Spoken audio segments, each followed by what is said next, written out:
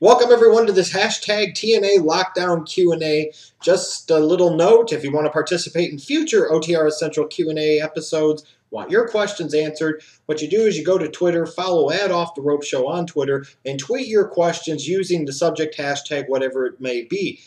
As far as next week's topic, I haven't decided that yet. I will let you know when that time comes, probably in the next couple of days. But some good questions here for this hashtag TNA Lockdown Q&A. So let's get started now. At Colorado MMA Fan, if you had full booking power of TNA, how would you book this year's Lethal Lockdown match? In terms of the participants or in terms of who wins? I guess in terms of the participants, I probably would have put Bad Influence in there over the Bromans. I mean, that's just a thought. As far as how I'd book it, I would think you'd have to have MVP's team win, and maybe you could do that by having one of the Wolves pin one of the members of Bad Influence. I'm not really sure, but something along those lines.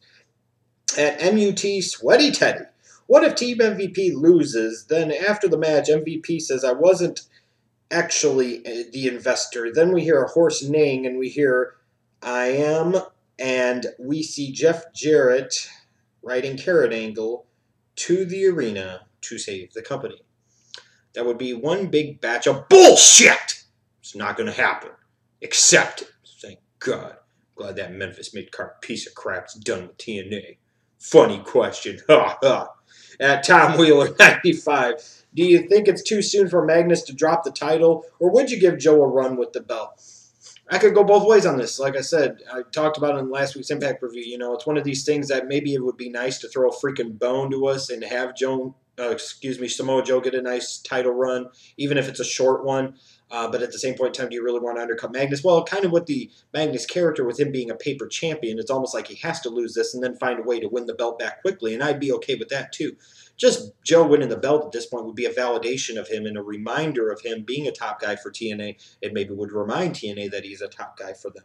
So I could go either way with that. At Daniel_Parkin, what do you think of TNA using unadvertised Japanese talent at the show? I'm all for them bringing in whoever they think is going to put additional eyeballs on the product. I really am.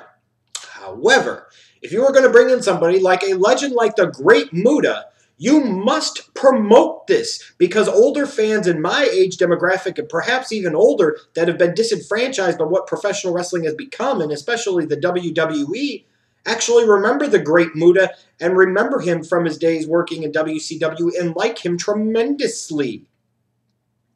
It is a way to get some new eyeballs on your product. TNA must promote this, and the fact that they aren't promoting this is ridiculous. Not surprising, Mr. Parkin, sadly, but ridiculous. At Larrikin_, do you think Sting calls his penis Sting? Maybe the Stinger. Yeah, perhaps the Stinger.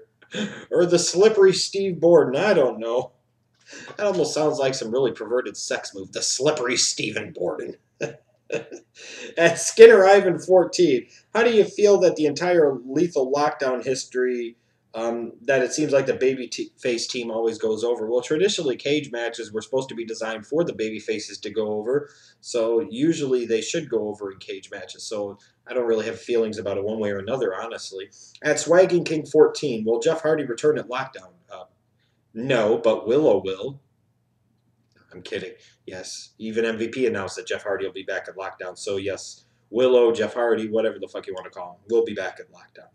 At Carlston Tatum, do you think that every match should be in a cage for Lockdown? I know some people disagree with me because they feel like it diminishes the meaning of the stipulation. Now, you could sit there and say, since TNA overuses cage matches and stipulation matches, that they've already ruined it anyways. But, you know, it's one of these things that they do it one time a year, an entire pay-per-view with all the matches inside of a steel cage. If you do enough to make enough of the matches mean enough to where these matches have consequence and have purpose and have reason to be inside of a steel cage, then I am all for it. Like, you could argue Magnus and Samoa Joe being in a cage, Gunner and James Storm being in the cage, the Lethal Lockdown match that has enough at stake where you could argue that that belongs inside of a Lethal Lockdown cage. So there are enough matches where you could justify the entire pay-per-view having it, even though I feel like cage matches should be kind of like the blow-off or a culmination point. I don't think they should be used at the beginning or in the middle parts of a feud. I will say that. At Callum Burgess 14, have you ever gone to a TNA pay-per-view or house show? No, I have not. I've had plans to do it before, and it just never happened. And there'd be times, actually, where TNA would be in my area, and I never knew about it because they never fucking promoted it. That's why I poked fun this past Sunday at Lagana and Dixie Carter on Twitter, making fun of fantasy bookers. And, you know, what Dixie Carter said. And you can look on the OTRSCentral Twitter feed at Off the Rope Show on Twitter, and you can see what I'm talking about. You know, my thing is if you say, well, I'd like to see you pay a lot of money to see that, well, Dixie, maybe take some of that money that apparently is burning a hole in your pocket that you want to use against internet wrestling nerds like myself, and maybe use that money to promote your freaking product. Just a thought. Just a thought. Because there have been times where you've been in my area and I didn't even know about it until I would go online and I would read the results of the event, and I'm like, oh my God, they were only a couple hours away. Maybe I would have actually went to it. And how would you improve TNA's announcers? No longer have Tenay and Taz do it. Find Jeremy Borash. Hell, bring back Todd Kenley. Bring somebody else from the roster. You can have maybe Bully Ray do commentary. I don't know. Anything's got to be better than Tenay and Taz, period. At Chrysler Official, would Marcus Smart fat more to AJ coming back to feud with Joe or CM Punk coming back to feud with Joe? I don't know. I would have to assume that he's probably fapping at this question right now, just entertaining the thought of either one of them feuding with Samoa Joe is probably, you know, something that has caused him to go to the Spank Bank on many occasions already and will continue to do so. And, you know, he would automatically assume that every match involving those guys would be 5-star classics, and that's what he lives for. At OTRS Motherfucker, should the King of the Mountain, Jeff Jarrett, return at Lockdown? No! Stop asking me these fucking Jeff Jarrett questions, damn it. Not funny. You know what is funny? The fact that Jeff Jarrett's not in TNA anymore. At Rare Breed RKO 97, do you like the Lethal Lockdown matches? And what's your favorite one in event history? I don't know if I necessarily have a favorite one in event history. I do like the Lethal Lockdown matches, though. I will say that. At MacDog714, what did you think of the electrified cage match between LAX and Team 3D at Lockdown 2007? Russo. Fire Russo. Oh, my God.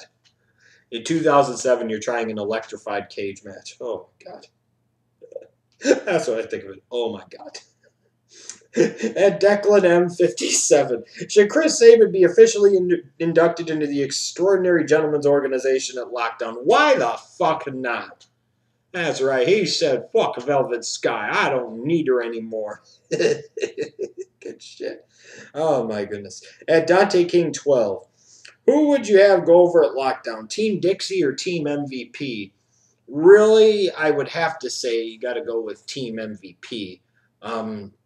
I just don't see what the point is of making Bobby Roode a 10% minority owner of the company. What does that really entail? And, you know, so,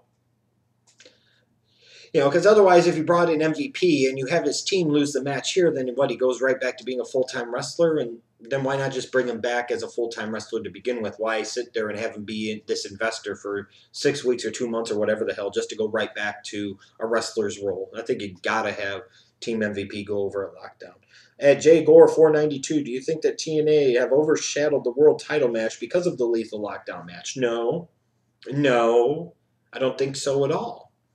I mean, yes, they put a lot of emphasis on the Lethal Lockdown match, but again, that's something that they do every year. They put a lot of emphasis on it. But I don't think it's overshadowing Samoa Joe and Magnus. There are parts where you might sit there and say, well, they seem to be focusing on this more than they do Samoa Joe and Magnus for the title, and I get that. But I don't know if they've fully overshadowed it. They've just maybe needed to put a little less emphasis on the Lethal Lockdown match at moments and maybe put a little more on the world title match. Perhaps, perhaps. And the last question for this Q&A comes from @Dylan Schwartz. What match has had the best build and are you most excited for? Honestly, James Storm versus Gunner. I would have thought maybe if they were going to do Samoa Joe and Magnus here, that I would have thought this match had the best build to it because it has the most history. You know, the new main event Mafia, Samoa Joe and Magnus being tag team champions, former rivals, friends, rivals, friends, rivals. So you could argue that that's had a lot of build to it that's played out over a couple of years, but in terms over the past 3 months, in terms of intenseness of feud and significance of feud and layers of feud, I think it has to be Gunner and James Storm. And as a result, that's the match that I look forward to most because of the styles of those two individuals right there. I think they are perfectly suited to wrestle a cage match, a bloody type of affair, and really potentially steal the show. So that's the one that's got me the most excited going into it, and I think it's the one that has the potential to deliver the most. And I think it's a big spot for Gunner to prove that he could be a big player for TNA. Thanks to all of you again that submitted your questions for this hashtag TNA Lockdown Q&A. Remember, Sunday at 6 p.m. Eastern to 7:30 p.m. Eastern. OTRSCentral, the Schleg Daddy, that's me, will be debuting an OTRSCentral podcast. That's right, on Blog Talk Radio. That information will be in the description box down below. Make sure you guys check it out. There will be, obviously, some TNA lockdown discussion along with WWE and some other pro wrestling notes. So check that out on Sunday. Stay tuned in the next few days. I'll announce it via Twitter what the next Q&A topic is going to be. I just haven't decided at this moment. Thanks for those of you that watched. Thanks for those of you that tweeted your questions in. I'll see you later.